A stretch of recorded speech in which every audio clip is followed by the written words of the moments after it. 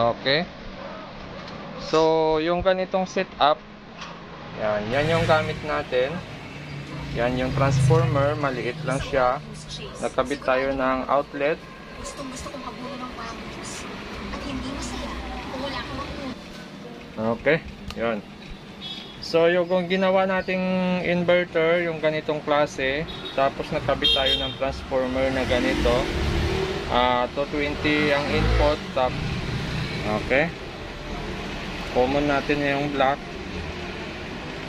Yung red natin ay 15. Kabila 15 rin.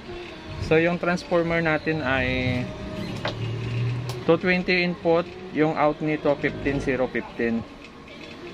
Okay. Ito ay ganitong inverter type. Yan, ang IC niyan sa resistor, nakita nyo naman kanina paano natin kinabit. Tapos naglagay tayo ng saksakan dito. Tapos nagkakaroon siya ng supply na 160 5 volts AC. Yan, AC siya, oh. Yan, kita ba? Okay. So yan yung supply na lumalabas sa kanya. Nagsaksak tayo ngayon ng isang TV na 19. Yan, no? Yan.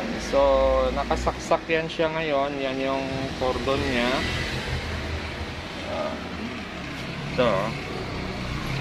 So nakasaksak siya ngayon. Yan, nakakabukas na siya. Ang supply na lumalabas sa ating transformer ay nasa 160 61. So naglalaro lang siya ng ganyan. Tapos yung okay, tuloy tayo dito sa ating project.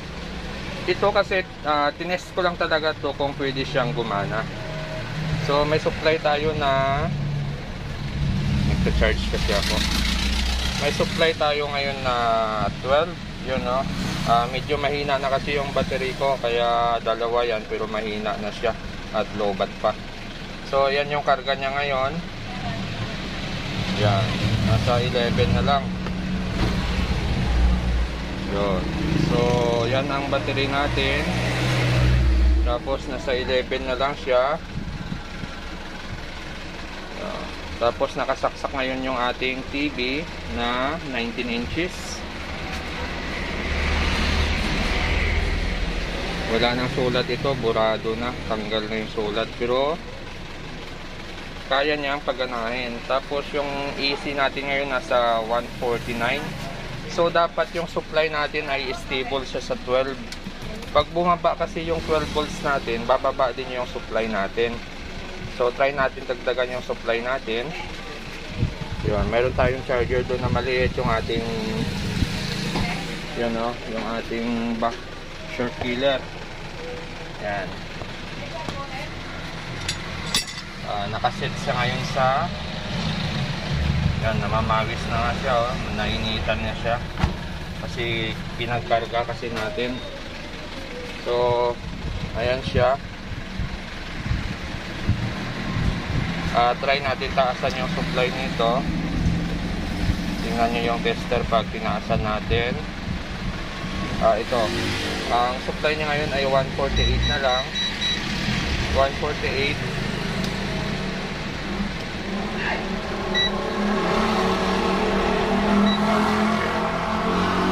Yan, 147. So dahil mababa yung ating battery, try natin taasan yung battery natin. Yan, tumaas ng konti yung battery natin.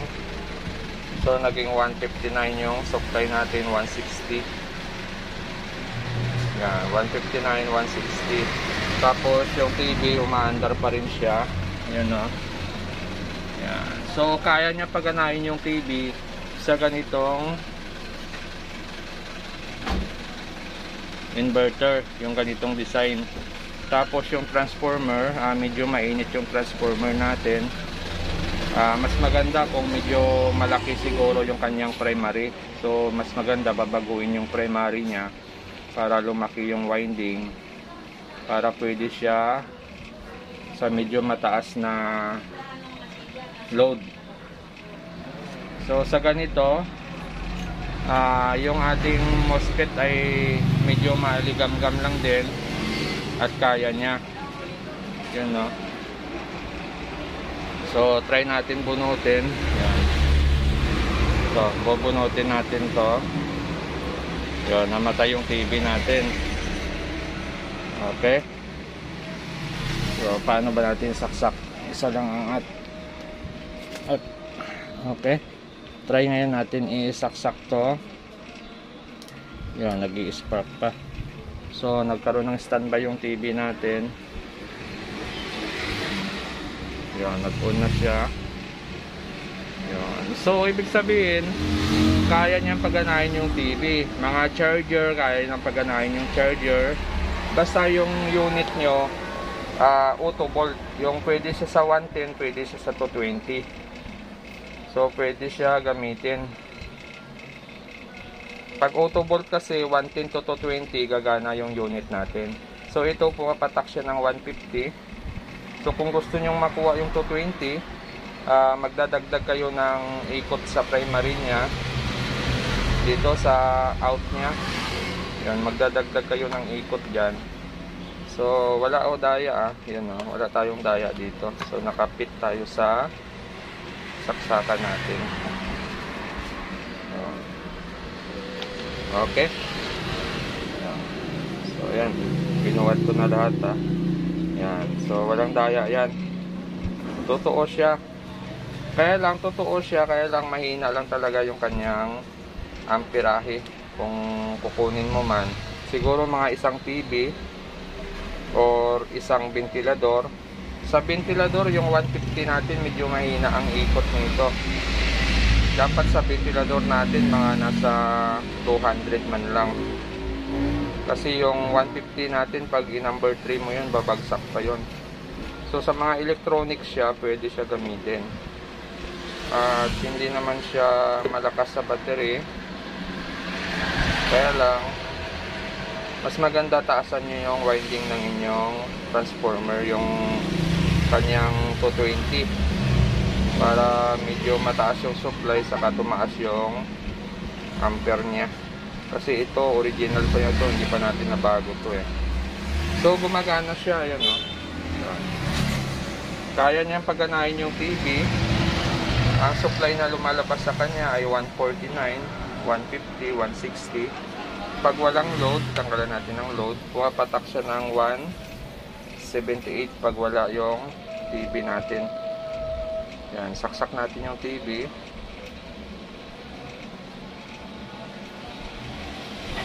Yan, may standby na yung TV. Bumukas ang TV. Yun, bumukas. So, bumabagsak yung supply natin ng 150, 150, 149.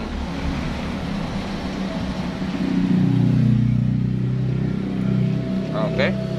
So, okay, ganito lang ang kanyang function.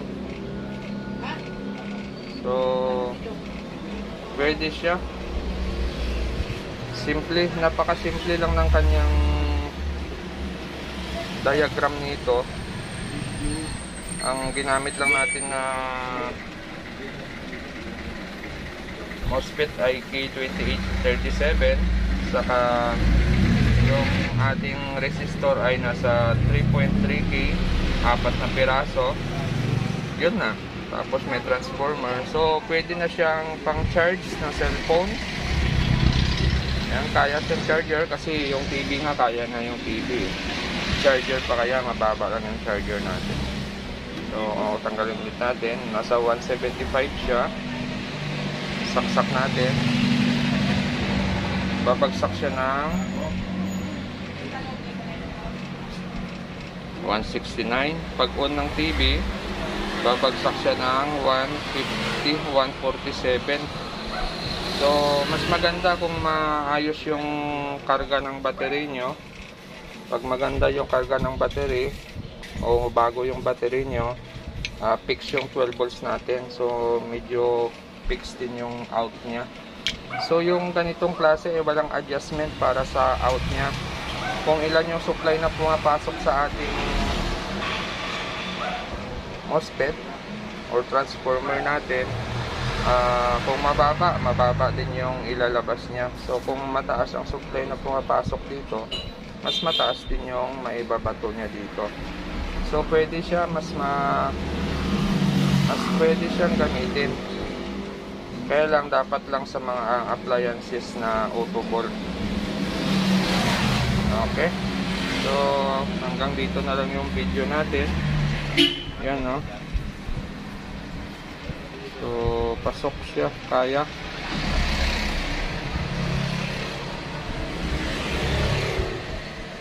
Okay, ito kasi ano natin to, back short killer natin. Ginawa kong charger muna kasi naglo-low-cut yung ating battery. Yan, dagdagan ko ng short killer natin. Yan, tumataas yung battery natin. At yung supply natin nagiging 156. Yan. Bubunutin ko yung charger natin sa battery. Supply natin naging 143. Mahina na kasi itong battery ko. Matagal na to eh. So, okay. Hanggang dito na lang yung video natin. So, kung bago lang kayo sa aking channel, huwag kalimutan mag-subscribe at maraming salamat sa susunod ulit natin na video.